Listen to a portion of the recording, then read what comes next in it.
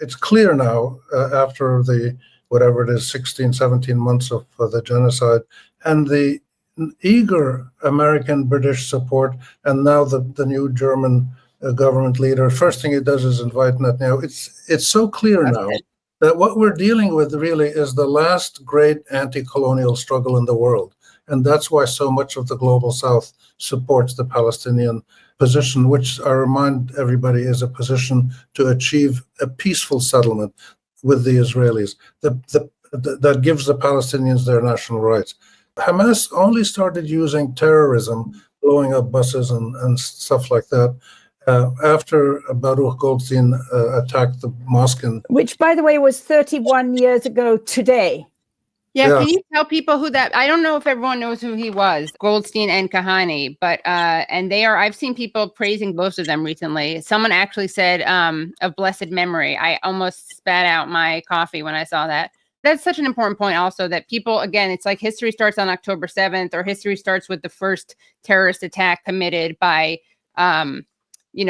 explosion of a bus committed by Hamas. It doesn't start with the terrorist. I mean, there's like state terrorism that's officially sanctioned terrorism, which sometimes is harder for people to see. But then there's actual, just outright, Israeli terrorism, extra state, extra military. An individual settler from America called Baruch Goldstein, who on this day 31 years ago got out his probably US supplied machine gun in the Ibrahimi Mosque in Hebron and killed 29 worshippers while injuring 125 others.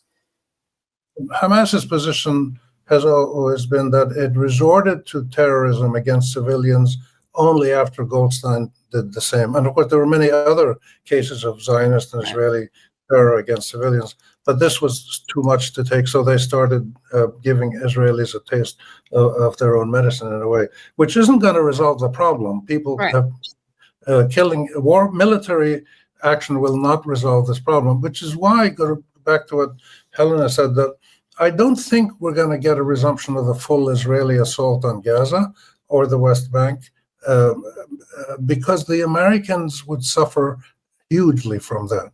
Trump, despite all the bad things people say about him, he clearly will not benefit from a resumption of the war. And the Israelis have nothing more that they can accomplish with more military action. It's after all the babies they've killed and the mothers they've shredded and the tents they've burned and the people they've starved, there's nothing more they can achieve. No, they can, Rami, they can. There's so many more people they can kill. I mean, well, but that won't achieve their political goals. This is the issue, and that's why I think the push in Israel to get all the hostages out has been hugely supported by the population, and they should all be released, like all Palestinian prisoners should be released. So we're reaching a point here of more clarity. But one of the clear things is that this is a colonial struggle that has gone on for 100 years. Zionism was the last major colonial joint venture between Europeans and various Europeans, in this case, the Zionists from East Europe and the British government, and then the Americans got involved. But it was the last of the European colonial projects in the world, and it's therefore the last one to be contested.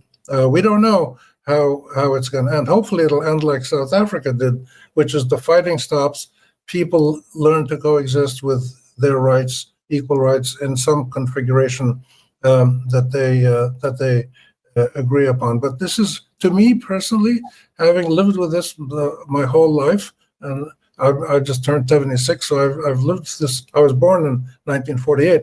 So this is the most glaring and awful situation that I've seen in the Western world, to see this government support in so many places for the Israeli genocide, for the cruelty, the inhumanity, the barbarism that's going on.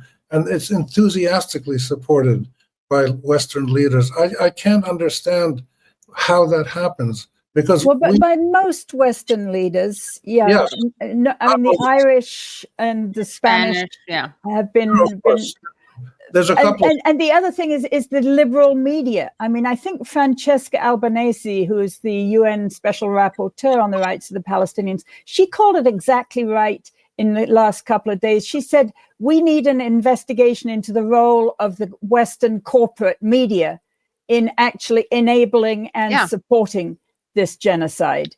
And Craig McIver has written a piece saying that they could actually be held accountable legally. And he cited the case of Rwanda.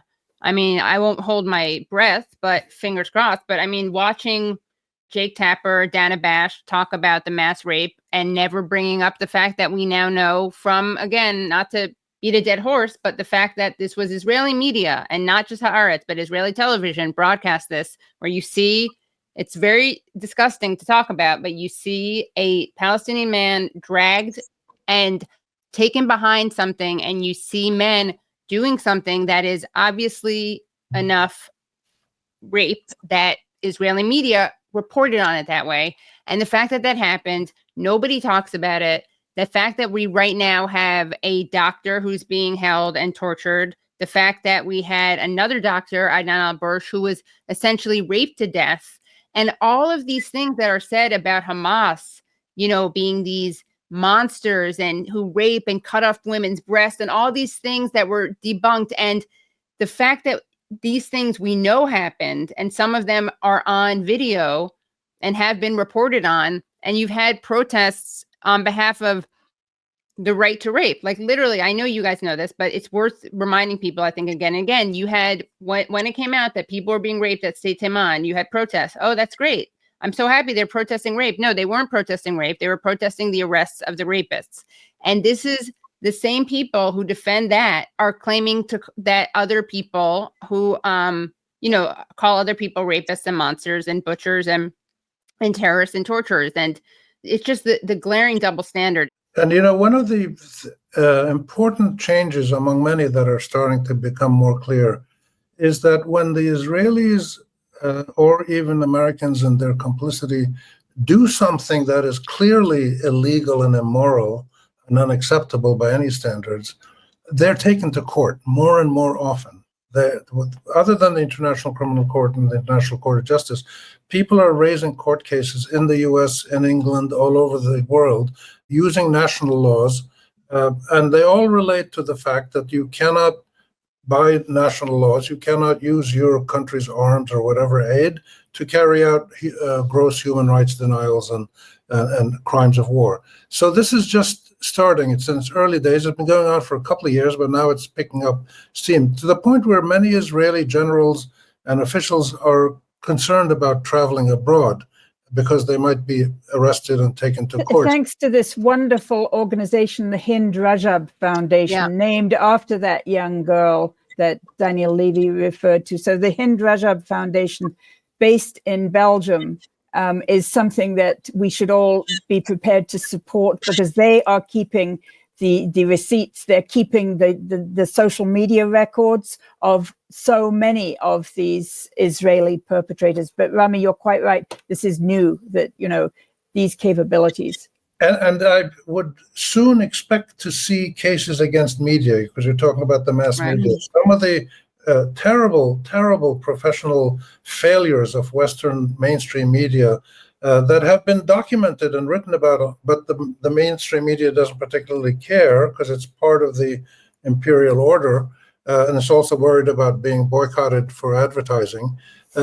So I think we're going to start to see people taking media, either individual journalists or editors or the media organizations, to court. All of this is new. So for the first time, other than the military battlefield, where the Israelis are much more dominant with their American and European support, and the civil society and the cultural field, intellectual field, documentation, we have a level playing field for the first, not a playing field, a battlefield. We have people in Palestine and Israel pushing against each other. This has never happened before. And this is why the Israeli lobby, AIPAC, was so frightened and spent $17 or $20 million, I don't remember what it was, just to get two young Democratic candidates to lose their primaries.